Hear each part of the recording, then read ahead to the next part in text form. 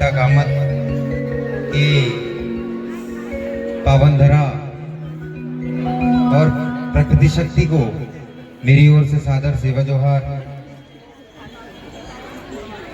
ग्राम की सभी देवी देवता, मुठुआदाई, खेड़ादाई और यहाँ के सभी सम्मानित हमारे समिति के सदस्य, सभी का सेवा जोहार करता हूं। हमारे इस आयोजक समिति के सदस्य अजय मस्कोले जी, संजू यूके, परेश धुर्वे, शिवशंकर यूके, सतीश परते, अध्यक्ष दिल प्रकाश तुमड़ाम और उनकी पूरी टीम को सेवा जोहार करता हूं। हमारे बीच हमारे बड़े भाई जिला पंचायत सदस्य श्याम परते जी, इस क्षेत्र के जनपद सदस्य, ग्राम के सरपंच, पंच, हमारे बड़े बुजुर्ग और छोटे छोटे प्यारे बच्चे, युवा साथी और हमारे गांव की मातृशक्तियां, सबको पड़ापेन की ओर से मेरा भी नमन, सेवा जोहार। आज इस ग्राम माथनी में आपके यहाँ गोंडी सांस्कृतिक कार्यक्रम, लोक नृत्य के माध्यम से आपको हमारे जो प्रतिभावान बच्चे हैं, गायक कलाकार हैं, वो आपको संदेश देना चाहते हैं कि आपके इस जीवन में कई बार अच्छाइयां और बुराइयां हमेशा जुड़ी होती है। हमें हमेशा बेहतर हमारे समाज को आगे बढ़ाना है, तो उसके लिए हमारे साथ में आने वाली मुश्किलों से कैसे हमें लड़ना है, ये सिखाते हैं। साथियों, हमारे सभी प्यारे बहनों और भाइयों इस समाज का हिस्सा है, तो इस देश का हिस्सा भी है। इस समाज ने हमको रोटी दी, बेटी भी दी, तो हम लोगों को हमारे समाज के साथ मिलकर उसको आगे बढ़ाने के लिए कंधे से कंधा मिलाकर हमारे हर मुसीबतों के साथ में खड़े होकर एक दूसरे का हाथ थामते हुए आगे बढ़ना है। मैं पीछे जो हमारे बहुत सारे युवा साथी और इस प्रांगण में बैठे हमारे सभी युवा साथियों से आग्रह करता हूं कि एक बार सबसे पहले जयकारा लगाएंगे हमारे परम शक्ति पड़ापेन का। शायद किसी को यदि नींद आई हो तो वो भी जाग जाए, ऐसा जयकारा होना चाहिए। परम शक्ति पड़ापेन का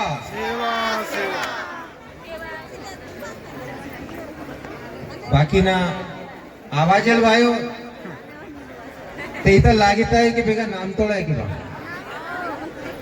परम शक्ति पड़ापेन का ते भी आवाज हलवायो 3 मिनट ले बा कि खाली किसी से आज के पज्जा तो वाया ला आवाज यार।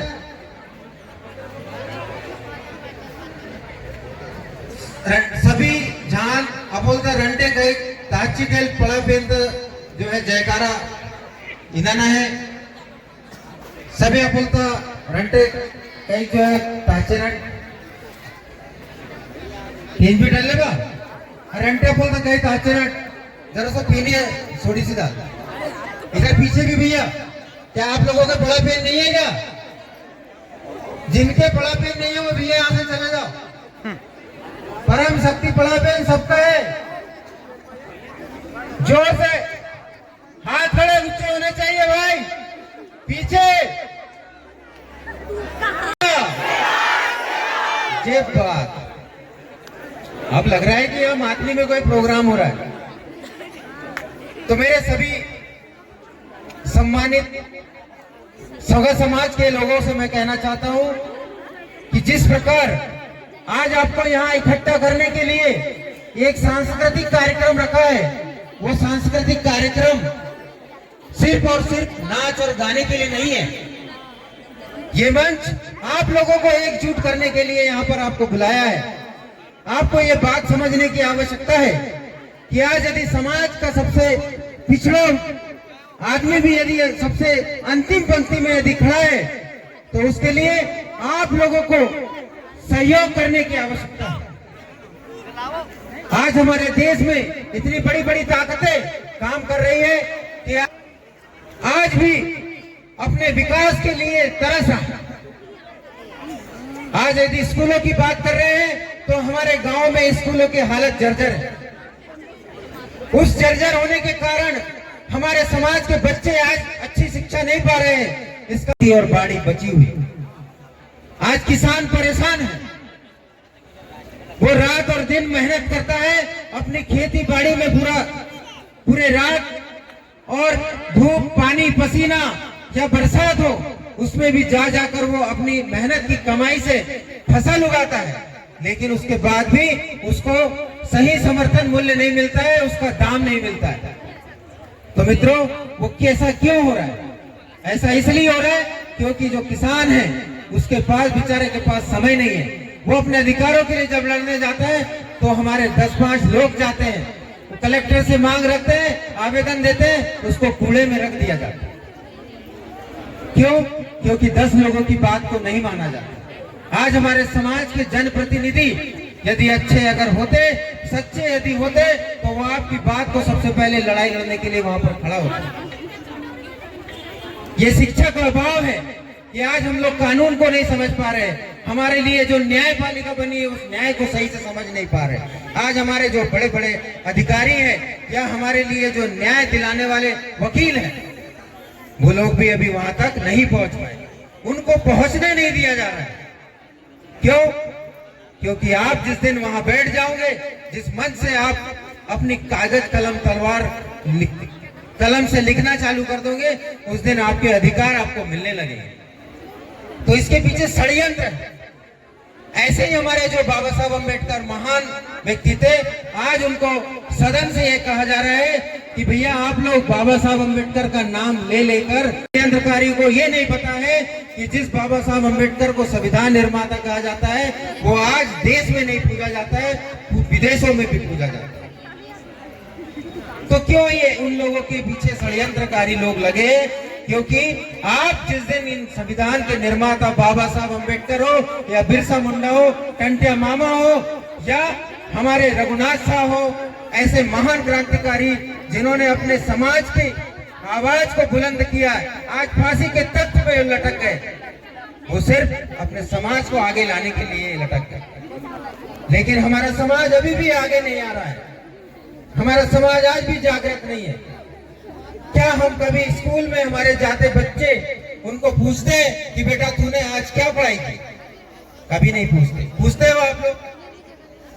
क्या हमारा बच्चा जब स्कूल से आता है तो उस घर में पढ़ाई करता है, ये पूछते हो आप लोग? नहीं पूछते। मेरी माताओं और बड़े भाई, हम लोगों के, हमारे बड़े बुजुर्गों से मैं कहना चाहता हूं कि हमारे बच्चों पे यदि आप ध्यान दोगे, उनको सही शिक्षा के लिए अगर डांटोगे, उनको अनुशासित करोगे, तो निश्चित रूप से आपके आने वाली पीढ़ी में एक शिक्षित परिवार के साथ आप समाज में भी एक अच्छा व्यक्ति कहलाने के लायक हो जाओगे।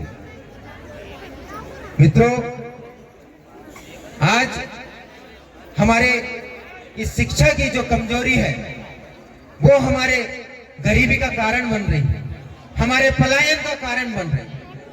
सबसे ज्यादा आदिवासी लोग हैं, वो लोग पलायन करके अपनी कमाई के लिए कहां जाते हैं? महाराष्ट्र जाते हैं, गुजरात जाते हैं, राजस्थान जाते हैं, और वहां पर भी जिस मेहनत से वो काम करते हैं उनको मुआवजा नहीं दिया जाता, उनको लातें मारी जाती है, उनको डंडे से मार के भगा दिया जाता है और आधा पैसा भी नहीं दिया जाता। हो रहा है कि नहीं? ऐसा हो रहा है। तो ये पलायन क्यों है?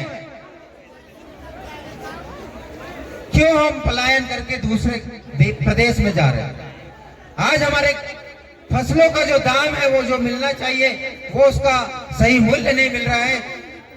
ऐसा क्यों हो रहा है, ये कभी सोचा है आपने? अरे जिस प्रकार देश का जवान हमारे इस देश को बचाने के लिए मर रहा है, वैसे ही हमारा किसान भी मर रहा है।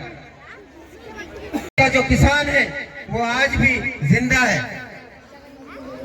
जब हमारा देश का जवान जो है वो मर रहा है और हमारे गांव का किसान मर रहा है, तो मैं कैसे कह दूं कि ये मेरा देश जो है वो महान हो रहा है?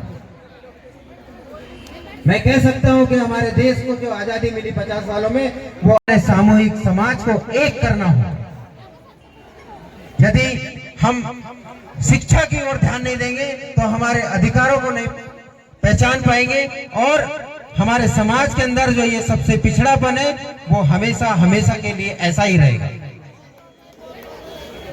आज हमारा शोषण इसलिए हो रहा है, हमारी बहनों के साथ में बलात्कार हो रहा है, या हमारे बच्चियों के साथ में छेड़खानी होती है। ये छेड़खानी इसीलिए समाज मजबूत नहीं होगा। आप अपने अधिकारों की लड़ाई नहीं लड़ सकोगे यदि शिक्षा हर घर में हो, हर समाज में हो, हर देश में हो, और उस शिक्षा का स्तर इतना ज्यादा ऊंचा हो कि किसी के घर में कोई आके आंख न दिखाए। मैं अपनी बात को यहीं पर विराम देकर आप सब लोगों को बहुत बहुत धन्यवाद और आभार व्यक्त करता हूं कि यदि आपके अंदर जज्बा और जुनून हो तो आप किसी भी लक्ष्य को पा सकते हैं। ऐसा काम करने के लिए अपने बच्चों को भी प्रेरित करें, अपनी बहनों की सुरक्षा के लिए उनको सही मार्गदर्शन दें, उनके साथ खड़े रहें। धन्यवाद। सेवा जवाहर यहाँ के सभी आयोजक समिति को मेरी ओर से तहे दिल से धन्यवाद कि उन्होंने इतना शानदार आयोजन किया है। और ये आयोजन सिर्फ नाच और गाने तक ही सीमित न रहे, आप अपने आप का, अपने समाज का उद्धार भी करें। धन्यवाद।